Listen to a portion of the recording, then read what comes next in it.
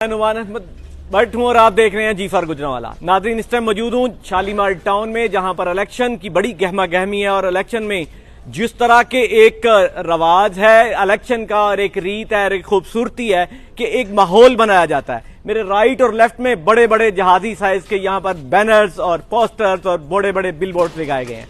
लेकिन आज एक ऐसा वाकया पेश आया कि जो इलेक्शन कमीशन है वो क्या कर रहा है कि यहां पर जो शालीमार टाउन है ये एक कोऑपरेटिव सोसाइटी है। इस सोसाइटी के अंदर जो इलेक्शन है यहां पर एडमिनिस्ट्रेटर ही करवाया करते हैं।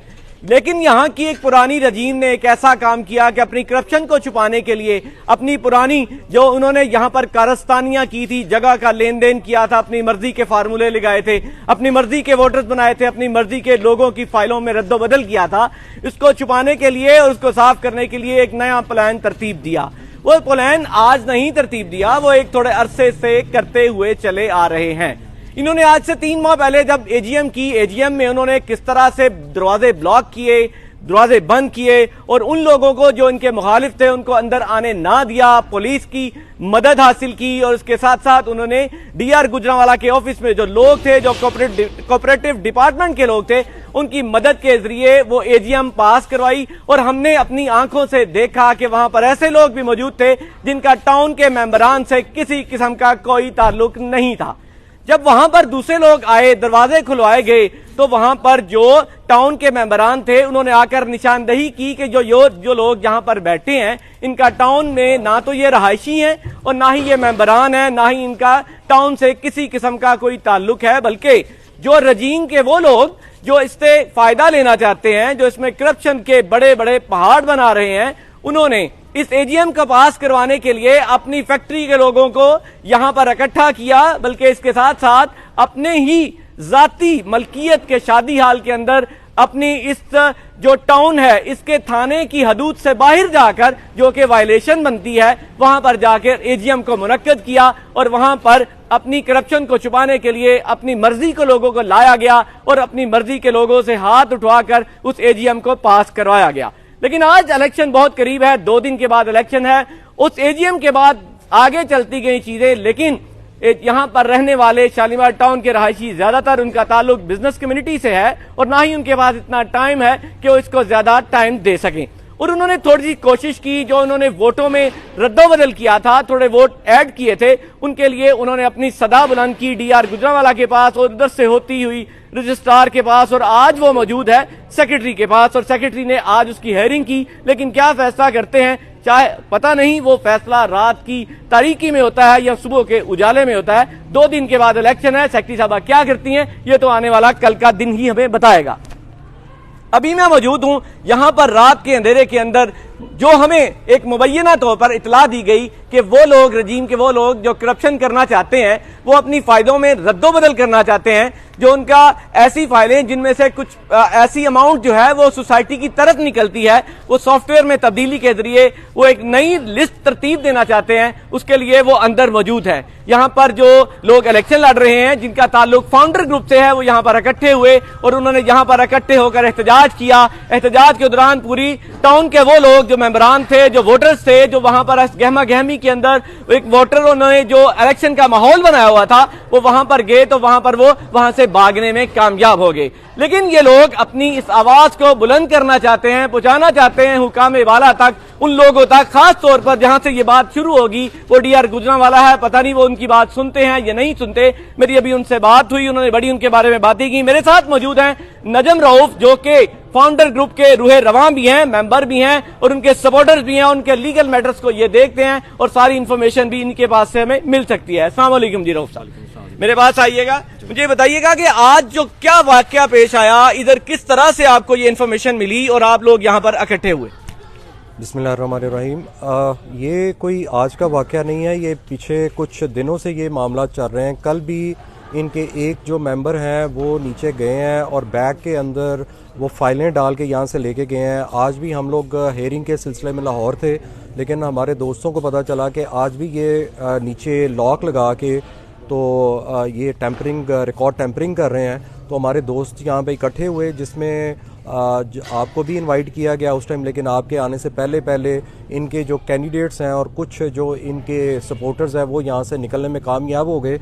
लेकिन आपने इनका एक जो कंप्यूटर ऑपरेटर यहाँ पे रिकॉर्ड जो कीप करता है, यहाँ पे कीपर है, वो आपके सामने यहाँ पे आया, जो कि रात के 8 बजे भी अंदर काम कर रहा था, जबकि ऑफिस की रूटीन टाइमिंग जो है वो 4 बजे तक है, जबकि ये 8 बजे तक यहाँ पूछने की बात ये है कि वो क्या कर रहा है। ये चीज़ें ऐसी हैं जो कि मुकम्मल तौर पर रिकॉर्ड टेम्परिंग के ज़ुमरे में आती हैं।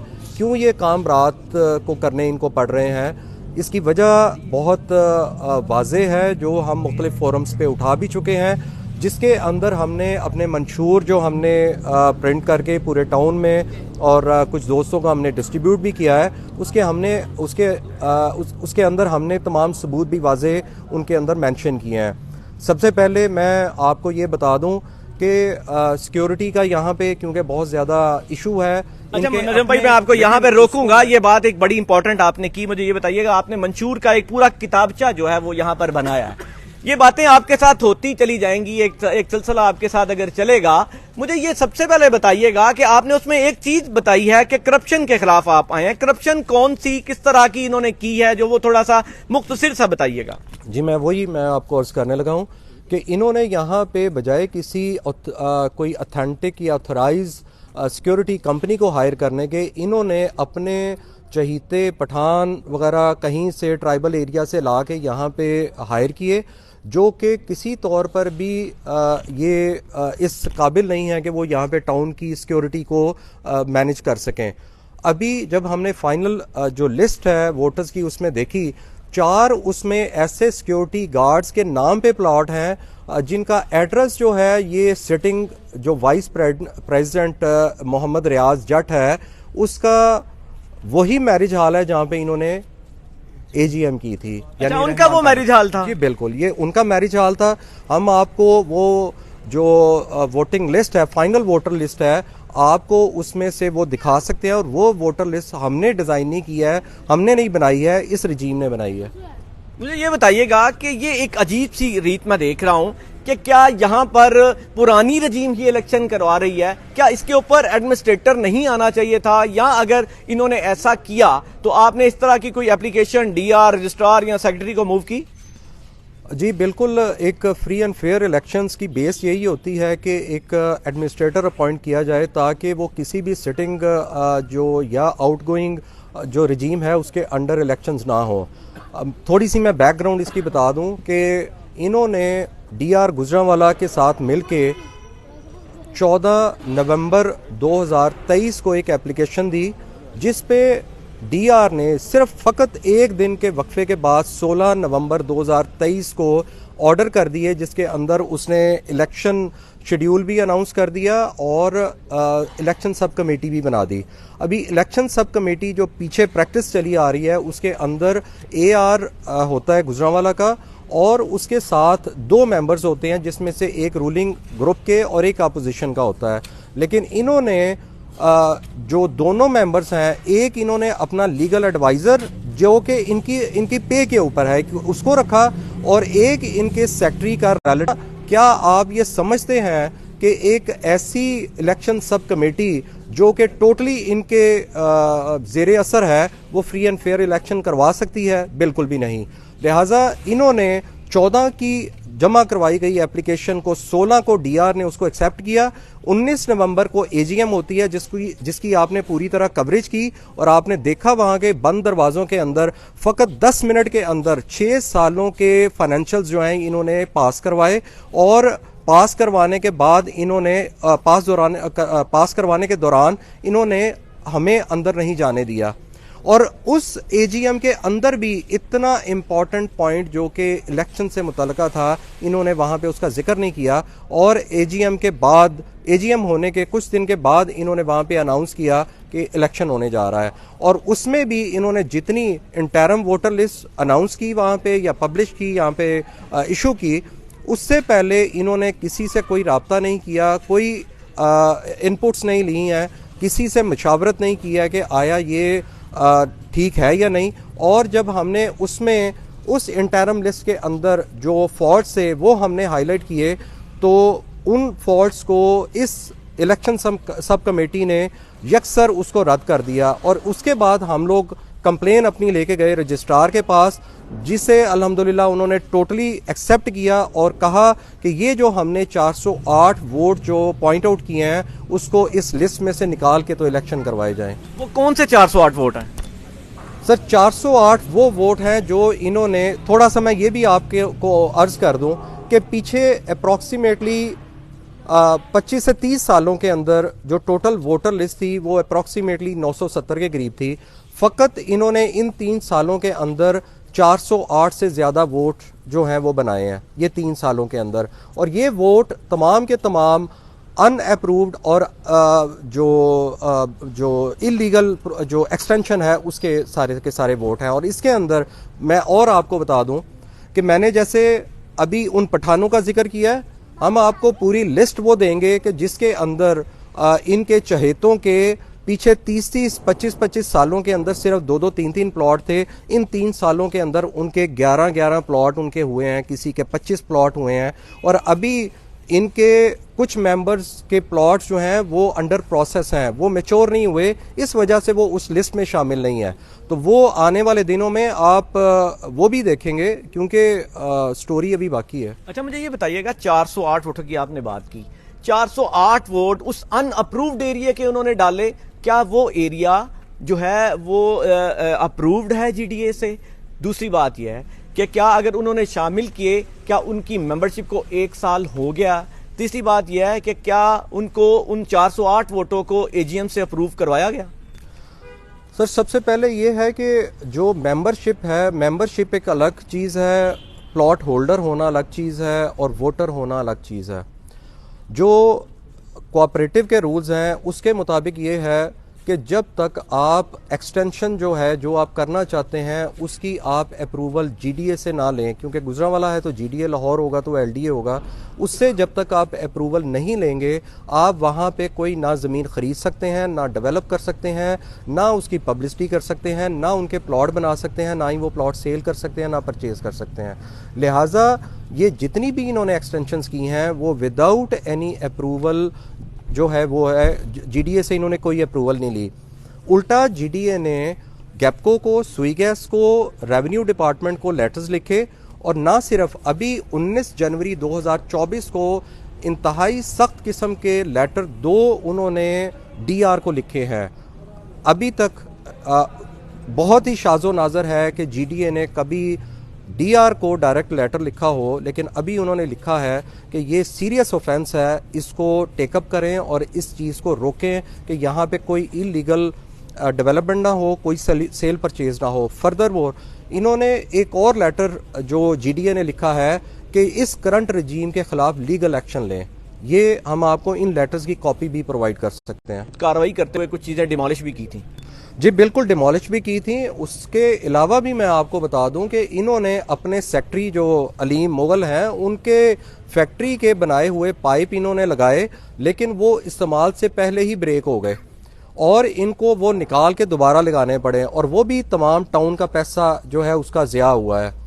और वो हमने पिक्चर्स वो भी अपने मंशूर के अंदर इनके जो इस तरह की परफॉर्मेंसेज हैं वो हमने हाईलाइट की हैं। इन्होंने 24 एकड़ इन 3 सालों के अंदर एक्सटेंड किया है, और 24 के अलावा भी कोई 5 एकड़ फर्दर हैं जो ये एक्सटेंड करने जा रहे हैं, जो कि अभी बिल्कुल खेत हैं, लेकिन उनके ऊपर भी इन्होंने प्लॉट बना के इन्होंने सेल कर दिए हुए हैं। ना सिर्फ ये बल्कि 2-3 दफ़ा जो जीडीए है वो अपनी क्रेन्स और मशीनरी ला के तो यहाँ पे वो गैर कानूनी इनकी जो तामीरात हैं उनको वो डिमोलिश कर चुका है, लेकिन ये बार बार वो गैर कानूनी अमल करते हैं और गैर कानूनी तामीरात करते हैं और टाउन का पैसा जो है वो उसके ऊपर ज़ाया कर रहे हैं, बजाय इसके कि वो पैसा अप्रूवल के ऊपर लगाएं और बाकायदा तौर पे इस टाउन को अप्रूव करवा के वो तमाम डेवलपमेंट्स करवाएं और कंस्ट्रक्शंस करें। ये अनअप्रूव तरीके से जब करेंगे तो ला महल्ला जीडीए जो है वो आके वो चीज़ें डिमोलिश करेगा। और एक और उसमें पिछले जो टेन्योर था उसके अंदर सोसाइटी ने जो पीछे फाउंडर ग्रुप का जो टर्न्योर था उसके अंदर कंप्लीट चार दीवारी कर दी गई थी ताकि टाउन को सिक्योर किया जा सके। लेकिन इन्होंने जा बजा, आप दिन की रोशनी में आए, आपको दिखाते हैं कि जा बजा कितनी दीवारें गायब हैं और 7 से 8 दरवाजे मुख्तलिफ जगहों पे इन्होंने ओपन किए हुए हैं। और उसी की वजह से रिसेंटली इनके जो एग्जेक्टिव मेंबर उमर रब्बानी हैं, जो शफाक रब्बानी साहब के बेटे हैं, वो सिटिंग एग्जेक्टिव मेंबर हैं और मेन रोड के ऊपर उनका घर है। डाकू आए, दिन की रोशनी में आए और डकैती करके और जो है वो गए और जदोकोब किया, जिसे मतलब हम उसकी मजम्मत करते हैं। और उन्होंने कोई 3-4 करोड़ की डकैती की, जो अभी तक ये लोग उसको ढूंढने में नाकाम है। ना सिर्फ ये, इनको कई घंटों तक इनको ये पता नहीं चला कि वो लोग किस गेट से अंदर आए हैं। और वो भी इन्होंने, जो हमने ई टैग लगाया था, इन्होंने वो रिमूव कर दिया। हमने अपने दौर में CNIC स्कैनर भी लगाया कि कोई भी नया कोई जो विजिटर है टाउन के अंदर अगर आता है तो वो उसका CNIC स्कैन किया जा सके। लेकिन इन्होंने एक रिफ्ट के अंदर उस चीज़ को भी ख़त्म कर दिया, बजाय इसके कि वो बाकी दरवाज़ों के ऊपर भी वो चीज़ें इंस्टॉल करते, कैमरे लगाते, इन्होंने वो सारी चीज़ें रिमूव यानी पुरानी डेवलपमेंट थी जो आप लोगों के दौर में हुई थी, उसको ख़त्म कर दिया नई डेवलपमेंट करने की बजाय। नाज़रीन, ये आपने बातें सुनी नजम रऊफ साहब की। बातें तो बहुत ज़्यादा हैं, लेकिन हम आपको आने वाले कुछ दिनों में ऐसी करप्शन की दास्तानें इसी की बताएंगे, इसी टाउन की बताएंगे कि कोऑपरेटिव डिपार्टमेंट की छतर छाया के नीचे ये लोग किस तरह कमाते हैं। ये तो छोटा सा एक टाइटल था, पिक्चर अभी बाकी है। मेरे साथ रहिए।